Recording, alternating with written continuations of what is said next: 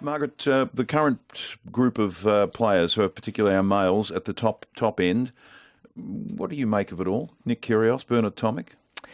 Well, I think, when we were playing was amateur days, we played for our nation. We really didn't play for ourselves. I think today very much it's all about yourself. I think it'd be lovely to see them really wanting to play for their nation again and not looking at themselves and all about me or my. And I think Kyrgios has got the most talent in the world, probably one of the best you've seen.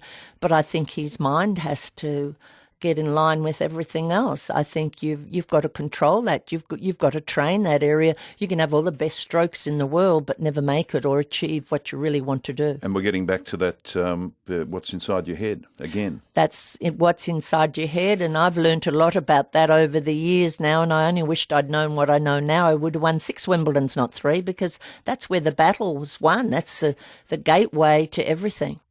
Tell us about your current life, because it's a complete change. I know you just see yourself these days as Pastor Marg and also as Nan. That's your life now. It's a huge change in direction. And how did it come about?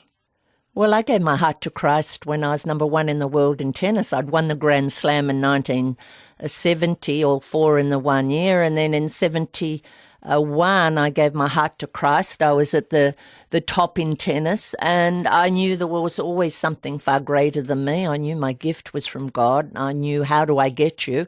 And it was from that time on that I went back into tennis for about 6-7 years after that, and it was after tennis that I started to seek more and find out more. How did you feel on the tennis court when you'd been through this change? Well, I didn't know very much about it at all. I didn't I knew if I died that day, to be absent from the body, be present with the Lord. It was so real to me. I had a real encounter. But I didn't know anything about the Bible. I didn't know anything about the teachings too much. So it really didn't affect me a lot when I was playing. But I'd share. I had this in its experience. It was very real. I knew he'd come to live on the inside.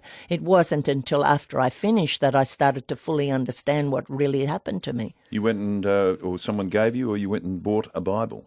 Well, it was back then I went and bought a Bible later on because we travelled 10 months of the year back then, and I started to learn a bit about it. And then after 10, I had a child and came back and got back to number 1 in the world, and then I had a second child and thought, no, this is the finish of it. I didn't have any more goals after that. I always had goals right throughout my career to achieve, and I married a great guy. We've been married 50 years next year, and he's involved in the ministry and what we do today. We put 24 tons of food out to the city, and we do a lot in community. We've got our 1,000th meal on Tuesday. So my life is so different, but I still play and still involved. I still watch it.